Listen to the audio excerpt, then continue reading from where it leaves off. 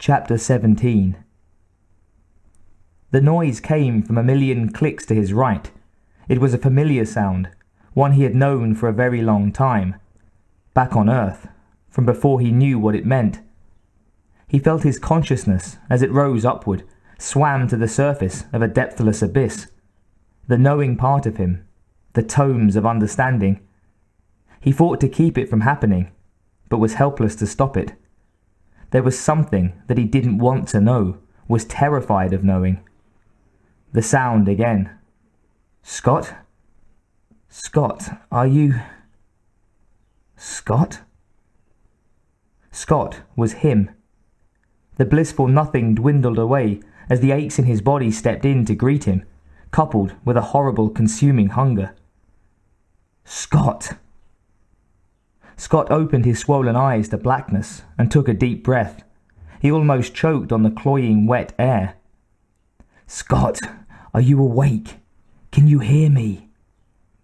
He coughed, the minor movement sparking 1,000 pains. Yeah. He swallowed gummy spittle and turned his head towards the voice. Tom? I think I can get my arm free, the other pilot said. Scott couldn't see him, but his friend was only a few meters away from the sounds of his hurried struggle. The rest of the nightmare clicked into place. Where did they go?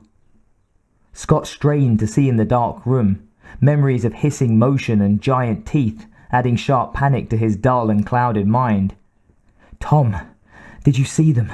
Where did they all go? Shh! I'm almost out. A grunt of exertion, and Tom's welcome face appeared in front of him, grimy, fearful, pale. Hurry! Jesus, where did they go? Get me out of this! Hurry, please! Be quiet! Tom spoke in a harsh whisper and reached for Scott's immobilized hands. The ropes of resinous dark material holding him in place snapped and crumbled to the floor. Tom glanced over his shoulder every other second, eyes wide. As soon as one of his arms was free, Scott tore at the weird matter at his midriff and leg, and tumbled to the floor. He had been suspended a half-meter in the air. Tom slipped an arm around his waist and helped him up, speaking quickly and quietly. They were all around us, and something happened outside, I guess. They swarmed out of here like mad bees, and I didn't know if you were here. Tom seemed to realize he was babbling and cut himself off. It's okay, man. Let's just get the hell out of here, okay? Leaning on each other heavily, they stumbled towards the emergency hatch. It was hard to see anything, but Scott could make out areas of the dock where the shadows were denser, more solid. A raspy breath came from one of the darker corners of the room. Scott stopped and turned towards the noise. At first, he couldn't see what was the cause, and then he was unable to believe what he saw. It was one of the creatures. It was bigger than the others. Its huge, flattened skull was curved downwards, its limbs drawn up in front of its dripping jaws. The thing was curled up, a horrible caricature of the human fetal position. I think it's asleep, Tom said softly. It hasn't moved since before all the other ones left. Scott couldn't pull his gaze away from the dormant monster, the slow rise and fall of the thing's furled body with each slow breath. It was the most frightening thing he had ever seen, like a giant spider lizard with knives for teeth, deadly, insectile. Strings of sticky goo fell from its jaws, the dim light from the partly open dock door reflected in the glistening slime. Let's go before she wakes up, Tom whispered urgently. She?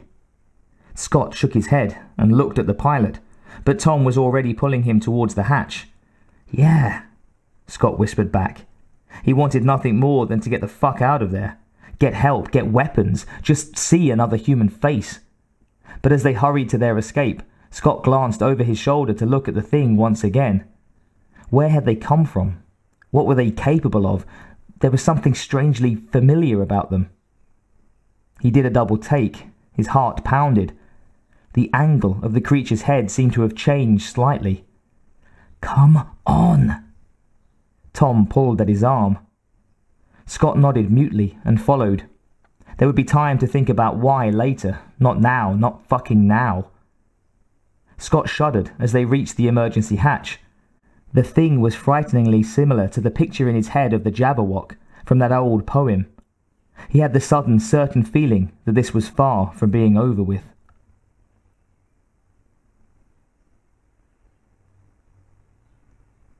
Noguchi ran through the deserted streets of Prosperity Wells. There was distant thunder, harsh and unreal. Thunder?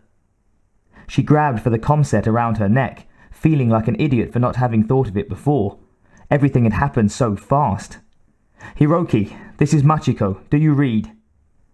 A hiss of static, and then thunder assaulted her ears. She twisted the volume switch in a panic. Not thunder, gunfire. "Hiroki, come in, please." "Achiko." The reception was bad, but it was him. The sound of his voice was music. "Listen, I'm approaching the South Lock. We're in real trouble. You're not going to believe this."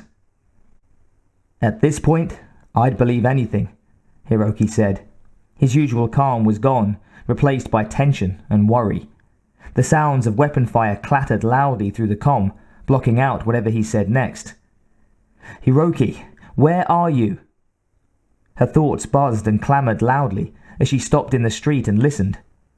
Nothing. "Hiroki, are you there?" Her voice cracked in tension. "Welding the inner doors of the West Lock. We'll hold them off as long as..." Static. "Wish we could see what the hell we're..." Noguchi slapped the receiver, hard. "I can't hear you!" His next words came through clearly. "Get everyone to the lector," he said, and the comm fuzzed out. "No!" she breathed. "Hiroki!" He was gone. There had to be another way. The lector wasn't an option anymore. There was nowhere to go. Noguchi ran towards the main well, where Riley and Mason had been only a few minutes before. Riley would still have his weapon. They could... Riley lay face down in the dust, the late sun shining on the pool of red that had formed around him. The dry soil drank deeply.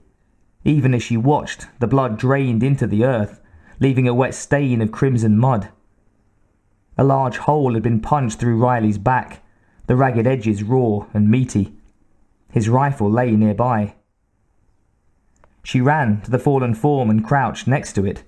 She pressed numb fingers to Riley's throat and gagged on the thick, metallic scent of fresh blood.